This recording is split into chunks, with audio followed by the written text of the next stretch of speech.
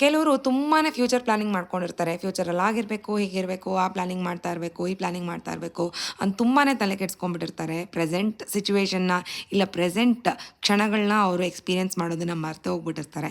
ಇನ್ನು ಕೆಲವರು ಫ್ಯೂಚರ್ ಹೇಗಿರುತ್ತೋ ಏನೋ, ನಾನು ಇರ್ತೀನೋ ಅಲ್ವೋ ಫ್ಯೂಚರಲ್ಲಿ, ಇವತ್ತು ಇರೋ ದಿನ ನಂದೇನೆ, ಇವತ್ತೇ ನನ್ನ ಲಾಸ್ಟ್ ಡೇ ಅನ್ನೋ ಥರ ಬದುಕೋರು ಕೆಲವರು ಇರ್ತಾರೆ. ನಾನಂತೂ ಸೆಕೆಂಡ್ ಕ್ಯಾಟಗರಿಯಲ್ಲಿ ಇರ್ತೀನಿ. ಫ್ಯೂಚರ್ ಹೇಗಿರುತ್ತೋ ಏನೋ, ನಾನು ಇರ್ತೀನೋ ಅಲ್ವೋ ಗೊತ್ತಿಲ್ಲ, ಬಟ್ ಈಗಿನ ಪ್ರೆಸೆಂಟ್ 24 ಅವರ್ಸ್ ಏನಿರುತ್ತೆ ಬೆಳಗ್ಗೆ ಎದ್ದಾಗ ಅದೆಲ್ಲ ನಂದೇ ಅಂತ ಯೋಚನೆ ಮಾಡಿ ಬದುಕೋ ಅಂಥ ಕ್ಯಾಟಗರಿಯಲ್ಲಿ ನಾನು ಇರ್ತೀನಿ. ಸೊ ನೀವು ಯಾವ ಕ್ಯಾಟಗರಿಯಲ್ಲಿ ಇರ್ತೀರಾ, ಕ್ಯಾಟಗರಿ 1 or 2 ಅಂತ ಕಮೆಂಟ್ ಸೆಕ್ಷನಲ್ಲಿ ತಿಳಿಸ್ಕೊಡಿ. ಆ್ಯಂಡ್ ಇವತ್ತಿನ ತಿಂಡಿಗೆ ವೆಜಿಟೇಬಲ್ ದೋಸೆ ಮಾಡ್ಕೊಂಡಿದ್ದೀನಿ. ಸಕ್ಕತ್ತಾಗಿತ್ತು, ಪಿಜ್ಜಾ ಟೇಸ್ಟ್ ಬರ್ತಿತ್ತು, ಆರ್ಯನ್ಗಂತೂ ತುಂಬಾ ಇಷ್ಟ ಆಯಿತು. ಅದ್ರ ಜೊತೆಗೆ ಕಾಂಬಿನೇಷನ್ ಆಗಿ ಕೋಕೋನಟ್ ಚಟ್ನಿನ ಮಾಡ್ಕೊಂಡಿದ್ದೀನಿ.